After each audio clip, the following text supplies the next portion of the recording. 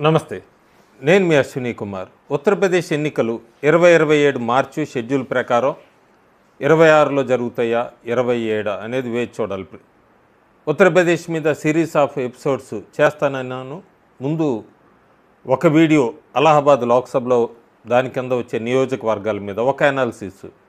ప్రస్తుతానికి రెండోది చాలా క్రూషియల్ ఉత్తరప్రదేశ్. అందుకే అన్ని పార్టీలు, ముఖ్యంగా సమాజ్వాదీ పార్టీ ఒకటే స్టేట్మెంటు, మళ్ళీ ఉత్తరప్రదేశ్లో బీజేపీ గెలిస్తే దేశంలో ఇంకా ఎన్నికలు జరగవు అంటూ ఆయన స్టేట్మెంట్ ఇవ్వటం. కాంగ్రెస్ పార్టీ ఏమో అఖిలేష్ యాదవ్ని మీరందరూ కూడా కాంగ్రెస్లో కలవండి, కాంగ్రెస్ గొడుగు కిందే అందరం పోటీ చేద్దాం ఈసారి అని కాంగ్రెస్ పార్టీ చెప్పటం. ఆమ్ ఆద్మీ పార్టీ, కాంగ్రెస్ పార్టీ ముసుగులో ఉన్న కాక్రోచ్ జనతా పార్టీ వీళ్ళు బీజేపీకి వ్యతిరేకంగా ఉత్తరప్రదేశ్లో అప్పుడే ప్రచారం మొదలు పెట్టడం. ఈ ఫ్యాక్టర్స్ అన్నీ పడుతున్నాయి. అందుకే అమిత్ షా ఆయన కూడా చాలా సీరియస్గా తీసుకున్నాడు ఉత్తరప్రదేశ్ ఎన్నికల్ని. జూలై 6 నుంచి కూడా ఆయన ఉత్తరప్రదేశ్లో టూర్స్ అన్నీ మొదలు పెడుతున్నారు. జూలై 6 నాడు మొత్తం 6 రీజియన్ల కింద ఒకటి తర్వాత ఒకటి, అందులో వెస్టర్న్ రీజియన్ను, బ్రాజ్ రీజియన్ను, కాన్పూర్ బుందేల్ఖండ్ రీజియన్ను, Awadhi region, Kashi region, Gorakhpur region, వీటన్నిటి మీద జూలై నుంచే అమిత్ షా ఆయన వ్యూహాలు, ఆయన పార్టీ కార్యకర్తలతో మీటింగ్, ఇదంతా అన్ని పార్టీలు చాలా సీరియస్గా తీసుకుంటున్నాయి ఉత్తరప్రదేశ్ ఎన్నికల్ని. ఎట్లాగైనా యోగి ఆదిత్యనాథ్కి అడ్డుకట్ట వేయాలి. బీజేపీ అప్రకటిత అక్కడ ఈసారి గెలిస్తే హ్యాట్రిక్ అవుతుంది. అట్లాగే 2029 లోక్సభ ఎన్నికల్లో ఇంపార్టెంట్, మళ్ళీ బీజేపీకి యూపీ ఎక్కువ స్థానాలు ఉన్నాయి కాబట్టి అది మళ్ళీ మోడీ 4ని చూడడానికి ఎక్కువ అవకాశం ఉంటుంది. ఇక్కడే వీళ్ళని ఆపాలి అని బెంగాల్లో ఓడిపోయాక టీఎంసీ వీళ్ళందరూ కూడా కలిసికట్టుగా ఉత్తరప్రదేశ్ మీద ఫోకస్ పెట్టారు. ప్రస్తుతం నేను చెప్పినట్టుగా ముందు లోక్సభ అన్నీ ఒకటేసారి చేయలేం కాబట్టి మనం లోక్సభ 2022లో ఏం జరిగింది, 2024లో ఏం జరిగింది, ఇవన్నీ చూసుకుంటూ వస్తున్నాము. తర్వాత ఫైనల్ అనాలిసిస్ ఇచ్చేటప్పటికి 2-3 నెలలు పడుతుంది. ఎందుకంటే లోక్సభ స్థానాన్ని మనం స్ప్లిట్ చేసుకుంటూ వస్తున్నాం కాబట్టి.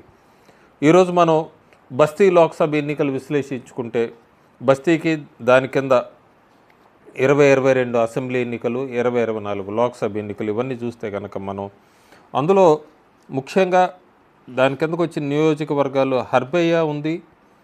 బీజేపీ అక్కడ 2022లో గెలిచింది. 2024 లోక్సభలో కూడా అక్కడ ఎన్డీఏ ఆధిక్యం చూపించింది. బ్రాహ్మణులు 22% ఉన్నారు. అట్లాగే ఎస్సీలు 20%, ఠాకూర్లు 18% ప్రధానంగా ఉన్నారు.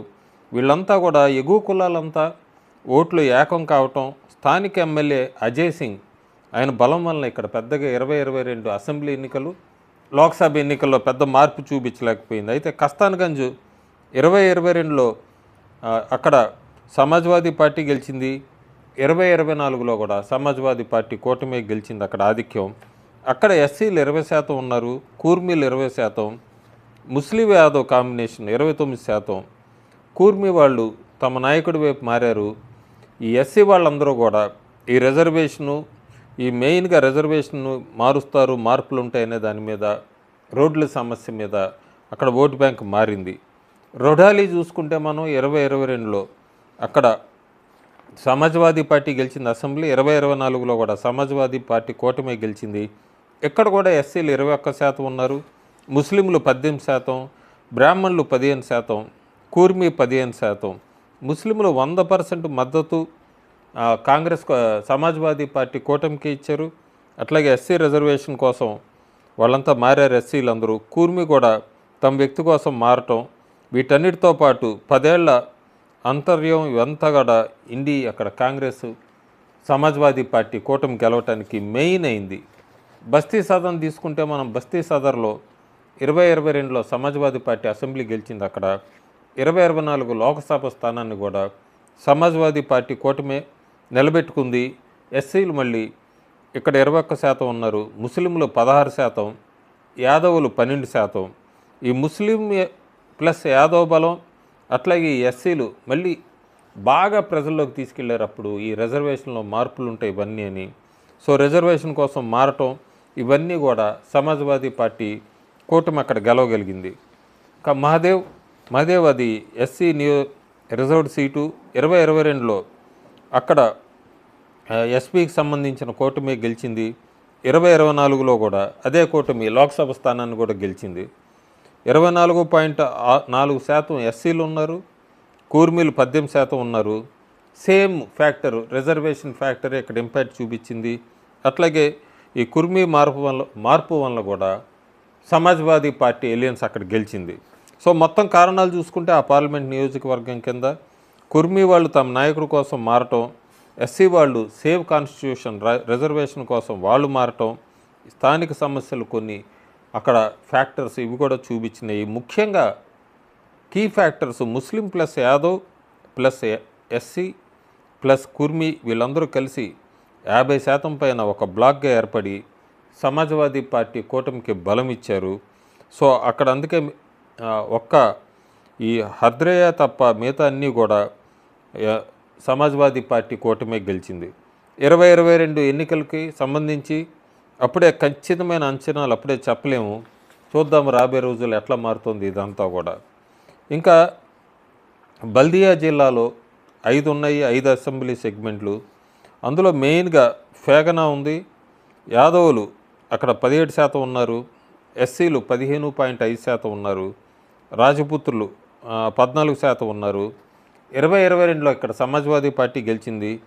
2024లో కూడా అదే లీడు సమాజ్వాదీ పార్టీ కూటమి గెలిచింది. అక్కడ ఎస్పీ బ్రాహ్మణ అభ్యర్థి ఈ ఓట్లను చేల్చడము, రాజపుత్రుల్లో స్థానిక విభేదాలు, రిజర్వేషన్ల సమస్య, ఎస్సీ ఓట్లు అన్నీ కూడా ఎస్పీ వైపు వెళ్ళాయి. ముస్లిం యాదవ్ ప్లస్ ఎస్సీ కాంబినేషను బాగా బలంగా పనిచేసింది ఆ నియోజకవర్గాల్లో. బైరియా చూసుకుంటే మనం ఇక్కడ రాజపుత్రులు 20%, అట్లాగే యాదవులు 17%, ఎస్సీలు 13%, బ్రాహ్మణులు 15%. 2022లో సమాజ్వాదీ పార్టీ అసెంబ్లీ ఎన్నికల్లో ఇక్కడ గెలిచింది.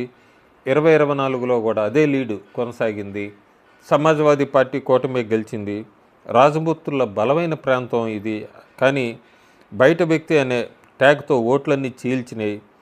ఎస్పీ సమాజ్వాదీ పార్టీ బ్రాహ్మణ అభ్యర్థి బ్రాహ్మణ ఓట్లను కూడా చీల్చాడు.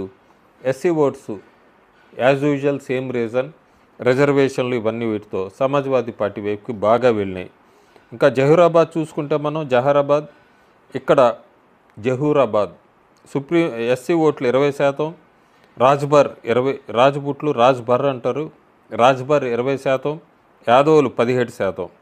2022లో సమాజ్వాదీ పార్టీ లేదా వాళ్ళ కూటమి గెలిచింది. 2024లో కూడా సమాజ్వాదీ పార్టీ కూటమి యొక్క లీడు.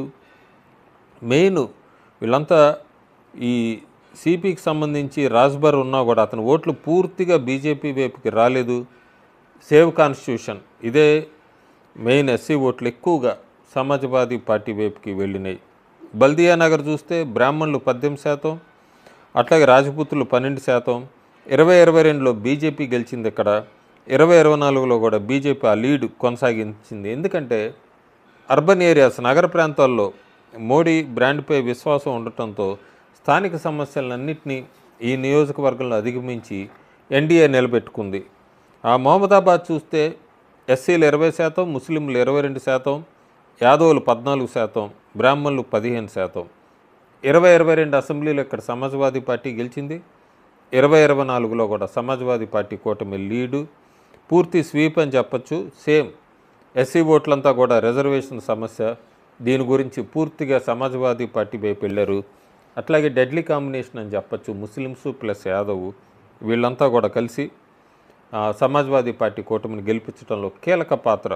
మొత్తం ఓటమి కారణాలు చూసుకుంటే మనం ఎస్సీ ఓట్లు భారీగా సమాజ్వాదీ పార్టీ వైపుకి కూటమి వైపుకి మళ్ళటం, main save reservation save constitution అనే స్లోగన్తో ముస్లిం యాదవ్ ఫ్యాక్టరు కలిసి బలం పెరగటం, ఎస్పీ బ్రాహ్మణ అభ్యర్థి బ్రాహ్మణ ఓట్లు చేల్చడం, అలాగే పేపర్ లీకులు, కొన్ని చోట్ల అభివృద్ధి లోపాలు, ఇవన్నీ హిందూ ఓటర్లు తక్కువగా పాల్గొనటం, కోర్ హిందూ ఓటర్స్. ఎందుకంటే అతి విశ్వాసం ఖచ్చితంగా మళ్ళీ బీజేపీ వస్తుంది, ఎక్కువ స్థానాల్లో గెలుస్తుంది లోక్సభలో అని వాళ్ళు ఎక్కువగా ఓట్స్లో పోలింగ్ రోజు పాల్గొనకపోవటం, ఇవన్నీ కూడా కీ ఫ్యాక్టర్స్ ఈ 2024లో జరిగింది. 2027లో ఈ నియోజకవర్గాల్లో బీజేపీ తప్పుల్ని రెక్టిఫై చేసుకుంటుంది, ఎలా ముందుకు వెళ్తుంది అనేది మనం మిగతా లోక్సభకి సంబంధించిన అసెంబ్లీ నియోజకవర్గాల విశ్లేషణ తర్వాత మాట్లాడదాం. Thank you.